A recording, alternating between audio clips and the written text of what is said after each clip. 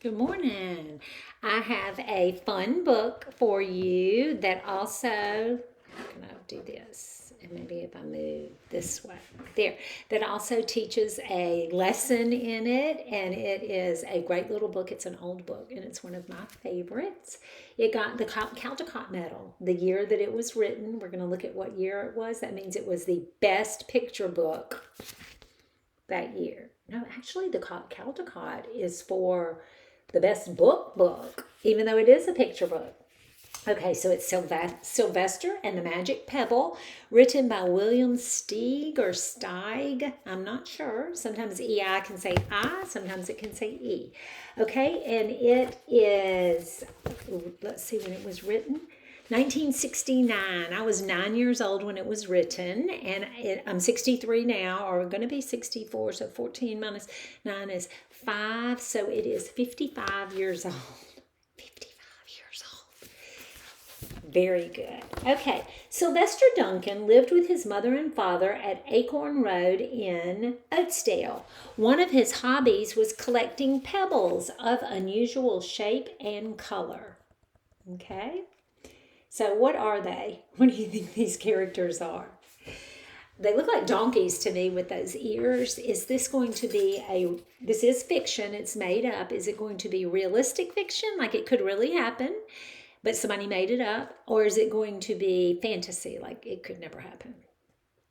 I hope you said fantasy because donkeys do not wear clothes and smoke pipes, sweep the floor, sit in living room chairs. Definitely a fantasy book. On a rainy Saturday during vacation, he found quite an extraordinary one, a pebble. It was it was flaming red, shiny, and perfectly round like a marble.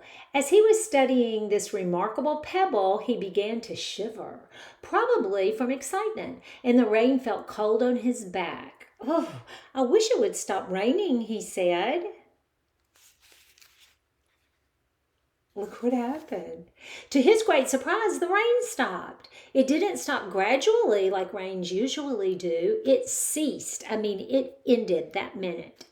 The drops vanished on the way down. The clouds disappeared. Everything was dry and the sun was shining as if rain had never existed. Isn't that interesting? In all his young life, Sylvester had never had a wish gratified so quickly. It struck him that magic must be at work, and he guessed that the magic must be in the remarkable looking red pebble, where indeed it was magic. To make a test, he put the pebble on the ground and said, "I wish it would rain again." Nothing happened. But when he said the same thing, holding the pebble in his hoof, the sky turned black. There was lightning and a clap of thunder, and the rain came shooting down. What a lucky day this is, thought Sylvester. From now on, I can have anything I want. My mother and father can have anything they want. My relatives, my friends, and anybody at all can have anything they want. He wished the sunshine back in the sky, and he wished a wart on his left hind fetlock would disappear.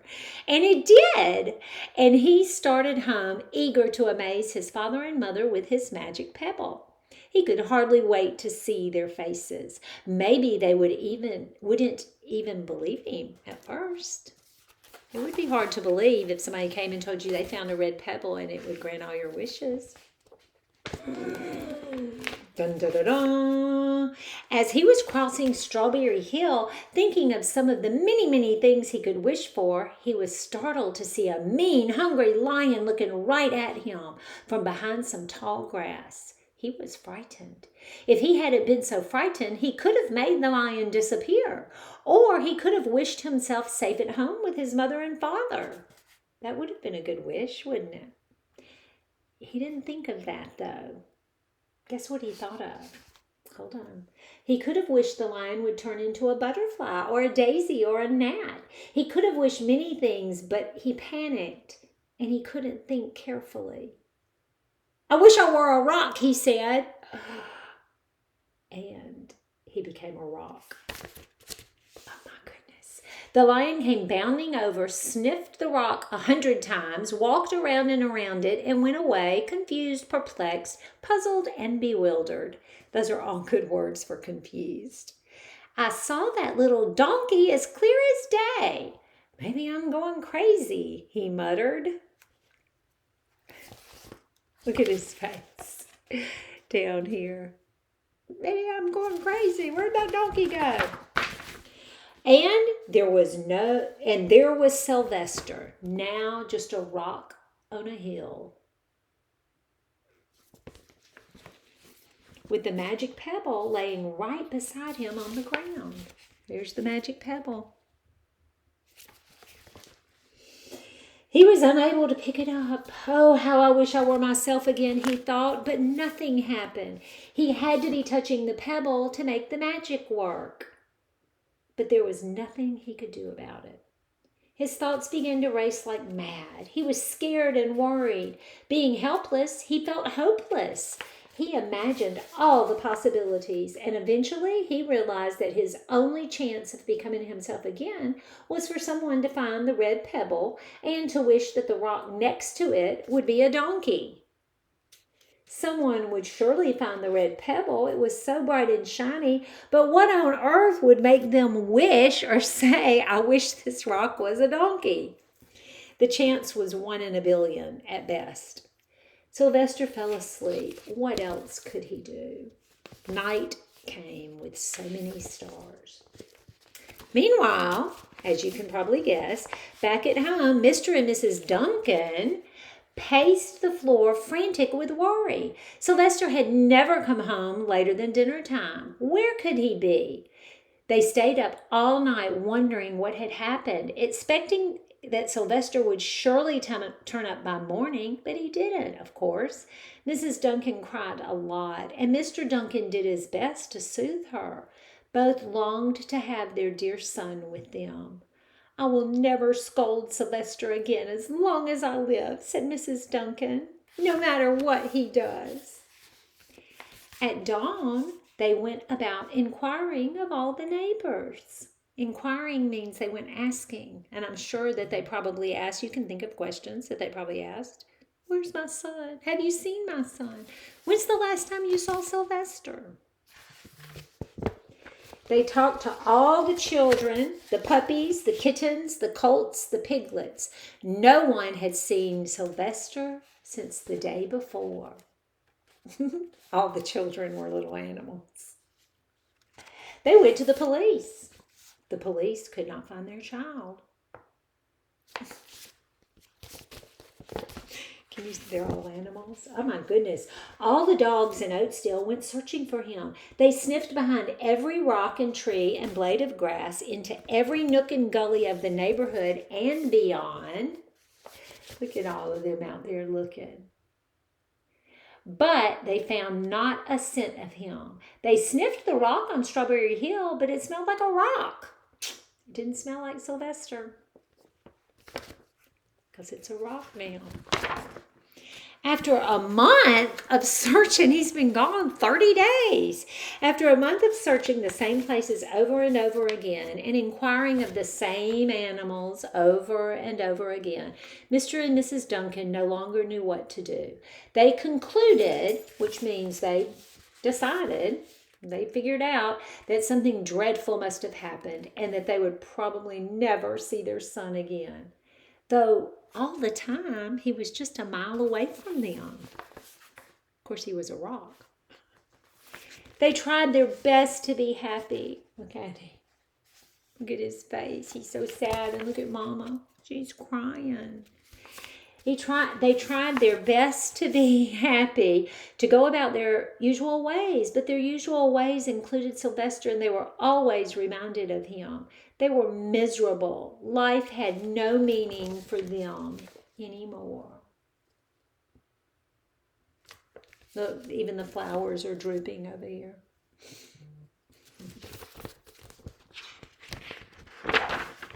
Night followed day, and day followed night, over and over again. Sylvester on the hill woke up less and less often. When he was awake, he was only unhappy and hopeless. He felt kind of hard doing this backwards. He felt he would be a rock forever, and he tried to get used to it. He went into an endless sleep. The days grew colder. Fall came with the leaves changing color. Then the leaves fell, and the grass bent to the ground.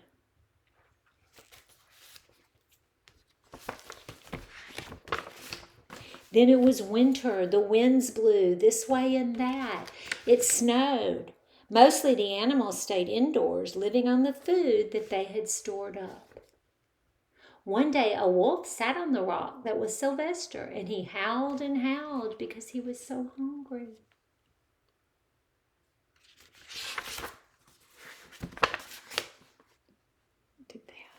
Then the snows melted, the earth warmed up in the spring sun, and things budded. Leaves were on the trees again. Flowers showed their young faces. It's looking beautiful again. One day in May, Mr. Duncan insisted that his wife go with him on a picnic. Let's cheer up, he said. Let us try to live again and be happy, even though Sylvester, our angel, is no longer with us. Guess where they went for their picnic?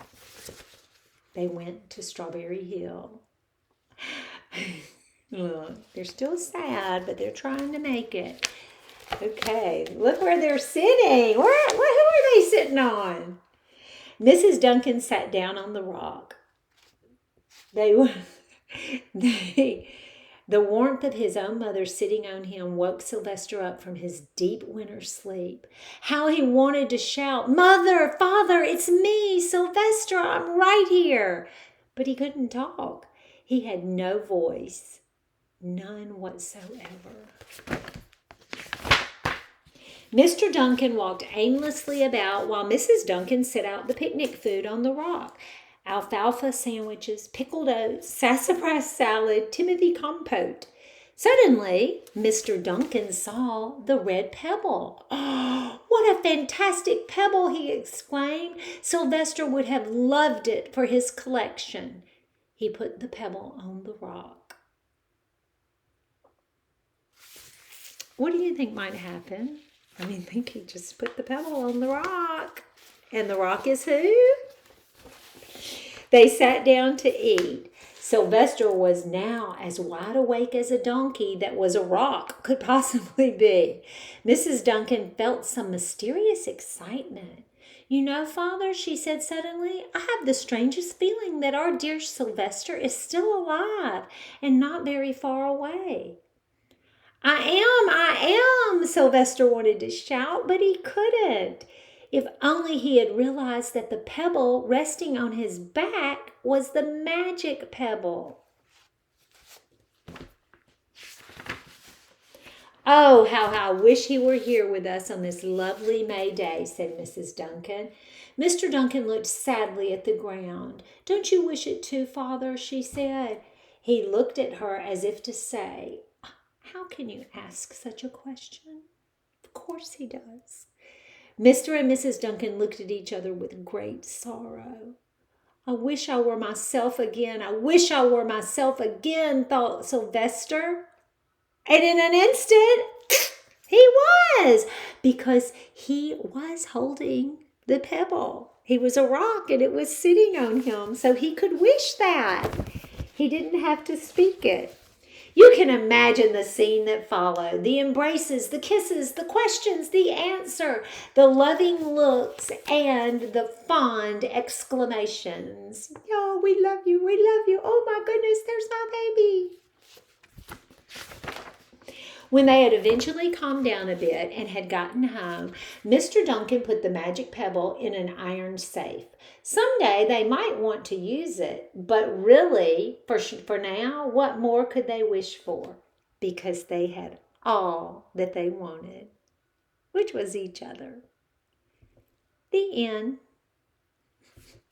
Okay, the reading response for this is definitely going to include what lesson was learned in there. Okay? So think about that. And that was Sylvester and the Magic Pebble, a great book.